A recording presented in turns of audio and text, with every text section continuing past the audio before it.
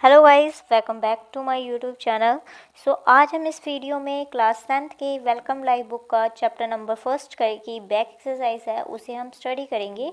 इस वीडियो में आपको इस चैप्टर की छोटी सी समरी भी दूंगी। प्लीज़ इस वीडियो को अंत तक जरूर देखिएगा। और अगर आप मेरे चैनल में न्यू हैं और अभी तक आपने चैनल को सब्सक्राइब नहीं किया है, so I request you to please subscribe my channel and for the latest update don't forget to press the bell icon. First of all, the name of the chapter is self-awareness and self-discipline. Self-awareness means कि आप अपने बारे में कितना aware हो, आपको अपनी ability, अपनी वीकनेस, अपनी स्ट्रेंथ, उसके बारे में आपको कितना पता है। And self discipline means how you maintain a discipline in your personal life. ठीक है, फॉर एग्जांपल आप कितने टाइम पे उठते हो, कैसे आप एटीट्यूड आपका अपने घर वालों की तरफ क्या है, कैसे आप दूसरों को रिस्पेक्ट देते हो, कैसे आप अपनी जो टाइम शेड्यूल है उसे आप कैसे मेंटेन करते हो। ये सारी चीज़ें सेल्फ डिसिप्लिन में की ब्रॉड डेफिनेशन है उसके अंदर इंक्लूड होती है। फर्स्ट है आपकी पॉलिशिंग टैलेंट, कि जो आप में टैलेंट है उसे आपने क्या करना है, उसे निखारना। ठीक है, इसमें एक्टिविटी फर्स्ट है let identify our hidden skills. चलो अपने हिडन स्किल को आइडेंटिफाई करते हैं। Now we will write about our inner skills on the worksheet. ठीक है, आपके अंदर जो आपकी क्वालिटीज़ है आपने उसे क्या करना, राइट करना। फॉर एग्जाम्पल है I like praying, writing, singing. और देखो इसका आंसर यहाँ पे लिटरेचर है, इट्स डिपेंड अपॉन यू। अगर आपको लिटरेचर पसंद है, बुक्स पसंद है तो आप लिटरेचर लिखो। अगर आपको लिटरेचर नहीं पसंद है तो आप डांसिंग लिख सकते हो, आप पेंटिंग लिख सकते हो। ठीक है, आप प्लेइंग गिटार लिख सकते हो, आप प्लेइंग क्रिकेट लिख सकते हो। जो भी आपको गेम है आप वो उसमें नीचे लिख सकते हो। ठीक है, next is I enjoying connecting with this skill, कि मैं कौन से स्किल्स के साथ जब कनेक्ट होता हूँ तो मुझे बहुत ही ज़्यादा क्या मिलती है, खुशी मिलती है। तो यहाँ पे सिंगिंग लिखा है। आप कोई भी स्किल जो में आप बहुत ज़्यादा टैलेंटेड हो आप उसका इसमें मतलब कि जो फिलिंग द ब्लैंक्स है आप उसे इसमें फिल कर सकते हो। I have this skill dash I get satisfaction when I share with my parents और पीर, कि मेरे पास ये स्किल है और मुझे बहुत ही ज़्यादा संतुष्टि मिलती है जब मैं इस स्किल को अपने पेरेंट्स के साथ और अपने दोस्तों के साथ क्या करता हूँ, शेयर करता हूँ। Then I get a deep sleep, तब मुझे एक बहुत ही मन की शांति मिलती है। ठीक है, यहाँ पे ब्यूटीफुल राइटिंग लिखा है, आप गुड कम्युनिकेशन स्किल्स भी लिख सकते हो। आपको जो लगता है आप इसमें जो भी स्किल आप में बेटर है और उसके बारे में आप इसमें लिख सकते हो। Even a dream I stay connected with the skill of, कि जब अगर मैं सपने भी देखता हूँ ना तो मैं इस स्किल के साथ में किससे क्या रहता हूँ, कनेक्ट लगता है। जिसमें मैकेनिकल लिखा, आप कोई भी स्किल इसमें लिख सकते हो। नाउ एक्टिविटी नंबर 2 है student who like singing will be asked to sing a song in any language they like. जो बच्चों को गाना पसंद है उन्हें ये कहा जाएगा कि जो भी आपको सॉन्ग पसंद है वो आप कोई भी लैंग्वेज में गा सकते हो। आप हिंदी में गा सकते हो, आप पंजाबी में गा सकते हो, आप इंग्लिश में गा सकते हो। दे कैन डिसाइड, और ये या तो वो ये भी कर सकते हैं, पोएम को गा सकते हैं, वो भी हिंदी, इंग्लिश और Punjabi. Student interesting in painting, जो स्टूडेंट पेंटिंग में इंटरेस्टिंग है या फिर आर्किटेक्चर में इंटरेस्टिंग है वो राइट और ड्रॉ करेंगे उसके बारे में अपने नोटबुक में। और जो भी आपका ड्रीम है वो आप क्या लिखो, जो भी आप में स्किल में इंटरेस्टिंग हो आप उसके बारे में लिखो। फॉर एग्जांपल है my dream, according to my dream, इसमें मैंने अपने ड्रीम हाउस के बारे में बताया कि I will have a beautiful dream house, कि मेरा क्या होना चाहिए, बहुत ही सुंदर अच्छा ड्रीम होना चाहिए। उसमें 3 रूम्स, 1 वरांडा एंड एक स्मॉल पार्क होना चाहिए। The park will be full of beautiful flowers, park में बहुत ही सुंदर प्रकार के फूल होने चाहिए। In my beautiful house there will be 1 kitchen होनी चाहिए, 1 लैडर होनी चाहिए, सीढ़ी होनी चाहिए जिससे मैं ऊपर जाऊं। और इन माई हाउस देयर विल एक बाथरूम भी होना चाहिए, मतलब कि बाथरूम भी होना चाहिए, विंडोज़ एंड डोर भी होनी चाहिए एवरी रूम्स में। और अरेंजमेंट होना चाहिए पानी का। Every room should have window for the airy room, की हर रूम्स में विंडो होनी चाहिए ताकि हवादार हो। और एवरी रूम का now next is right about your favourite field, आपने अपने फेवरेट फील्ड, आपने अपने फेवरेट डिस्ट्रिक्ट के बारे में लिखना है। जैसे I belong to a village name Lindhara, district Jalandhar, मैं लिंधारा विलेज है वहाँ से बिलोंग करता हूँ। There are 200 to 30 house in my village. ठीक है, देर वहाँ पे एक पंचायत घर भी है। In many village there are small passage to go to the well, मतलब कि छोटे छोटे रास्ते हैं कहाँ तक जाने के लिए, कुएं को जाने के लिए। अराउंड माई विलेज बहुत सारी रोड्स है, और जो पीपल है बिलोंगिंग टू डिफरेंट कास्ट वहाँ रहते हैं, वो जो एक दूसरे को रिस्पेक्ट करते हैं और एक दूसरे के साथ प्यार से रहते हैं। आवर जो village is attach to the city, हमारा जो विलेज है सिटी से भी अटैच है, कनेक्टेड है। वहाँ पे एक एनिमल हॉस्पिटल्स भी है और डॉक्टर वहाँ पे पूरा दिन रहते हैं। There is a one primary and one government high school.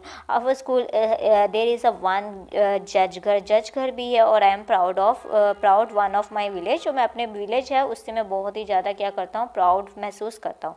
Activity number 3 है student will be asked to sit in the group of 5, then each group will come forward and recite a poem from the book। आपको यहाँ पे poem दी गई है, एक एक बच्चे ने आना और उसे रिसाइट करना है। ठीक है, ये पोएम रिसाइट करने से आपकी रीडिंग स्किल पता चलेगी, आपसे ये पता चलेगा कि आप कितना अच्छा रिसाइट कर सकते हो, आप में वो क्या टैलेंट है रिसाइटिंग का। ये आपका रिसाइट स्किल से मीन्स पोएम को रिसाइट करके आपकी रीडिंग, आपकी कम्युनिकेशन स्किल्स सब कुछ पता चलती है।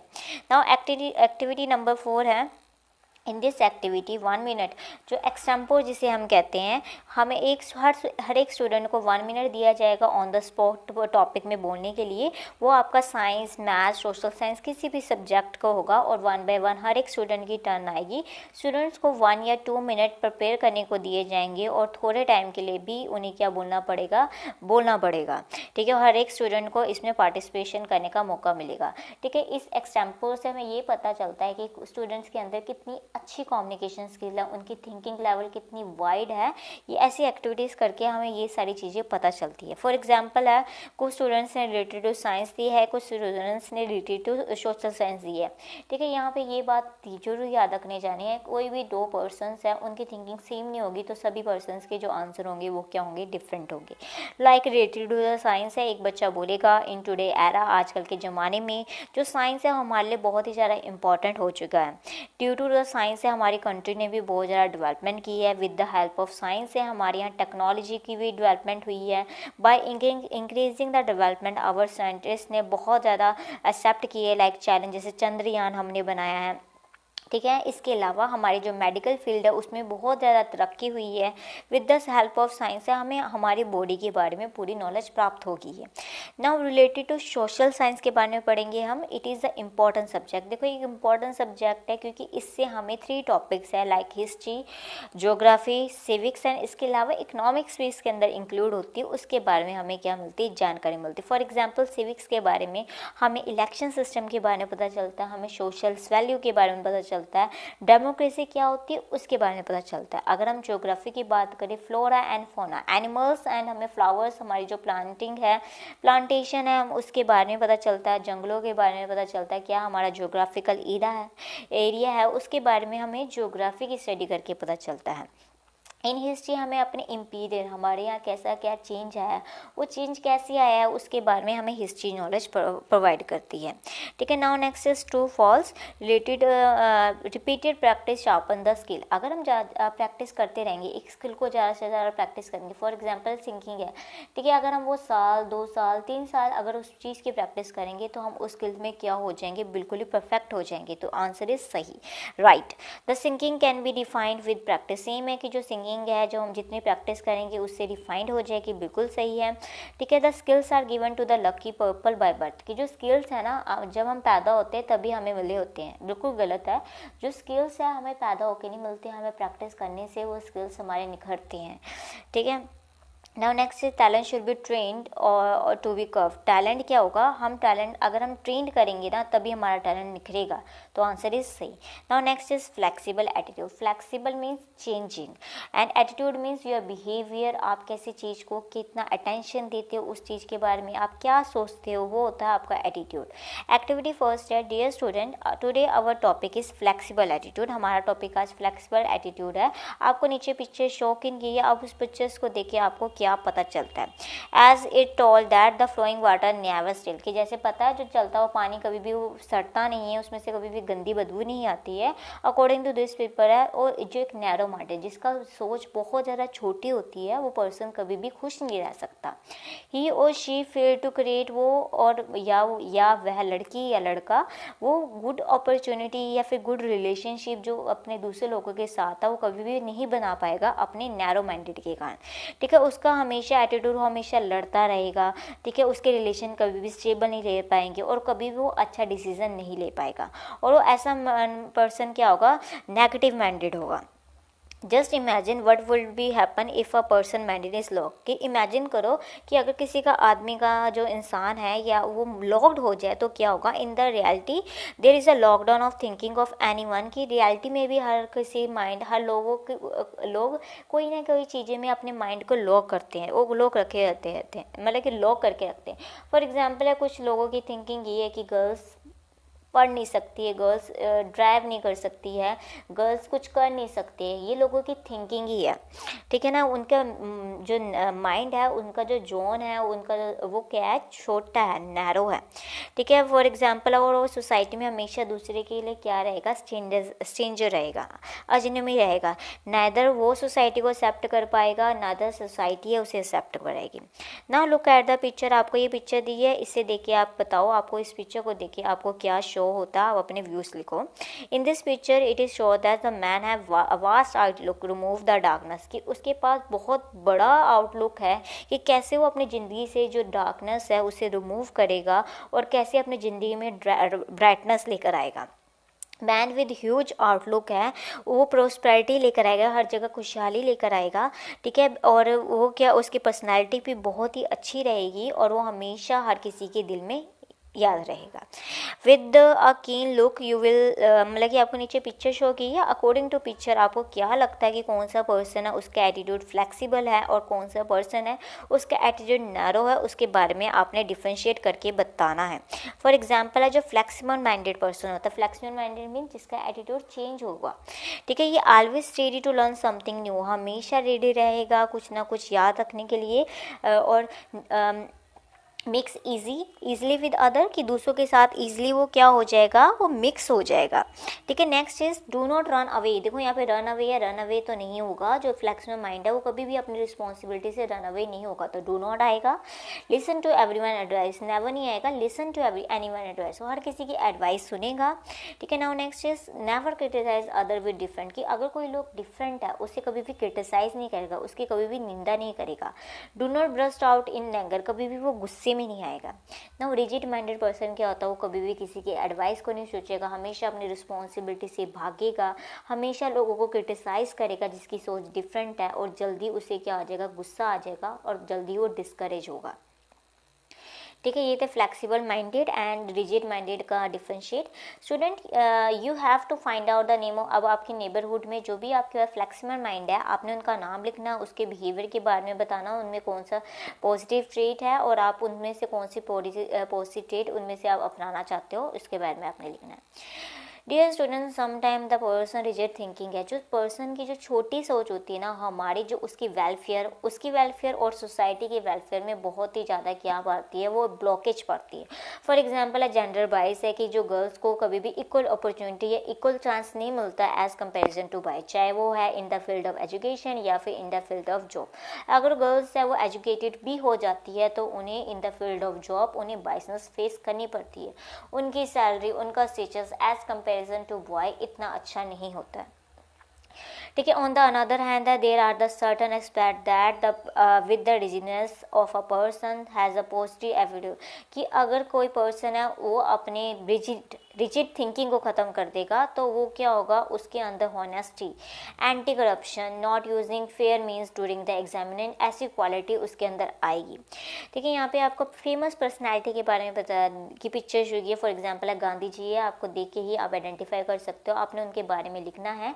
Mahatma Gandhi ji has given his precious contribution by the removing the untouchability mean जो छुआछूत था उसे सोसाइटी से रिमूव करके, और जो कास्टिज्म थी उसे रिमूव करने में उन्होंने बहुत इंपॉर्टेंट रोल प्ले किया। उन्होंने जो लो कास्ट पीपल है उनका नाम उन्होंने हरिजन लिखा। Harijan means the children of God. उन्हें ये नाम किसने दिया है? महात्मा गांधी जी ने दिया है।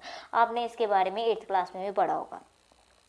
Dear student, you are the builder of nation. आपको पता है आप फ्यूचर नेशन के बिल्डर हो। आपने ही ये समाज को बनाना है, नेशन को बनाना है, और कंट्री आपके हैंड में। आपको पता है आपकी सोसाइटी में बहुत ज़्यादा नेगेटिव प्रैक्टिसेस है, आपने उसके बारे में लिखना है। आप कौन सी प्रैक्टिसेस को अपने सोसाइटी से रिमूव करना चाहते हो, आप उसके बारे में लिखो। फॉर एग्जाम्पल है miss use of the mobile. जो मोबाइल है मिस यूज़ होता है जो उसका, उसे हमें स्टॉप करना चाहिए। हमें करप्शन है अपने सोसाइटी से रिमूव करना चाहिए। हमें लोकल प्रोडक्ट्स यूज़ करनी चाहिए। हमें स्वच्छ भारत अभियान है अपने सिटी और अपने टाउन में क्या करना चाहिए? फैलाना चाहिए। Now next is upon which think a good choice of career depend. आपकी करियर की कि आपने आगे जाके क्या कौन सा फील्ड अडॉप्ट करना हो किस पे डिपेंड करता है? Upon the need of time. Need of time पे भी अडॉप्ट करता है, आपकी क्वालिटीज़ पे डिपेंड करता है, आप में क्या टैलेंट है उसमें भी आपका करियर डिपेंड करता है। मोस्टली आपका टैलेंट, आप कितने हार्डवर्क करते हो, वो आपका करियर उसमें ज़्यादा डिपेंड करता है। How many type of counselling did the career counsellor. जो करियर काउंसलर होता है वो कौन कौन सी टाइप, देखो first of all group counselling करवाता है और वो पर्सनल काउंसलिंग भी करवाता है। 2 टाइप की काउंसलिंग करवाता है। About which thing Nadeep are happy. Nadeep क्यों खुश था? क्योंकि वो स्कूल में अच्छा काम कर रहा था। Nadeep is happy by doing the good work in the school. Nowadays why it is become to move good to move with a lot of career option. कि हमें ऐसी फील्ड ओपन चाहिए जिसमें बहुत सारे आपको करियर अपॉर्चुनिटी हो। ठीक है, आप हमें ज़्यादा से ज़्यादा डू नॉट वेस्ट टाइम, हमें टाइम नहीं वेस्ट करना चाहिए। और मनी की गवर्नमेंट जॉब के लिए हमें इसके अलावा भी बहुत सारे अच्छे करियर ऑप्शंस है।